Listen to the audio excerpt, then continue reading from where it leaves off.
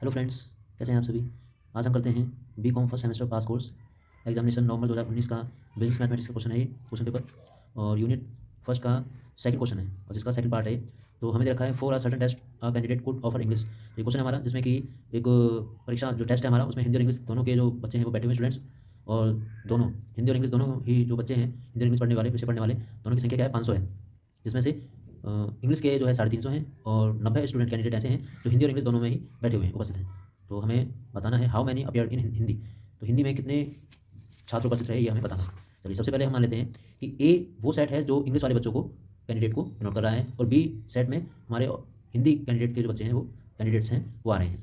और ए intersection B में हमारे वो कैंडिडेट्स आ रहे हैं जो ऑफर करते हैं हिंदी और इंग्लिश दोनों को। ए माइनस बी, इसमें वो कैंडिडेट आ रहे हैं इस सेट में जो ऑफर कर रहे हैं ओनली इंग्लिश को। और बी माइनस ए, इस सेट में केवल वो कैंडिडेट्स आ रहे हैं जो ऑफर कर रहे हैं ओनली हिंदी को। चलिए, तो अकॉर्डिंग टू क्वेश्चन हमें पता है कि हिंदी और इंग्लिश दोनों के कैंडिडेट कितने हैं, 500। मतलब ए यूनियन बी कितनी है, 500। और ए मतलब इंग्लिश वाले जो बच्चे हैं, इंग्लिश ऑफर कर रहे हैं, वो कितने, 350 दे रखा है हमें। और ए इंटरसेक्शन बी, हिंदी और इंग्लिश दोनों पढ़ने वाले कितने हैं, 90 स्टूडेंट्स हैं हमारे पास।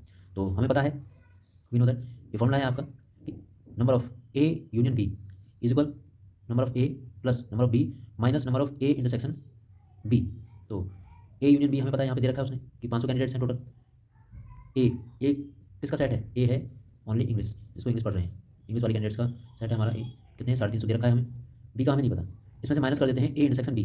जो ए इंटरसेक्शन बी हमें दे रखा है 90 रख देंगे।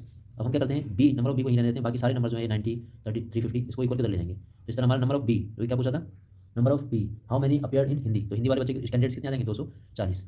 अगला पॉइंट है हमारा,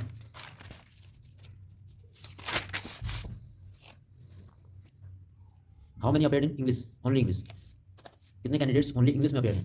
देखिए, वी नो दैट, हमें पता है नंबर ऑफ ए क्या है हमारे, 350 बच्चे हैं इंग्लिश वाले। Number of A minus B plus number of A intersection B.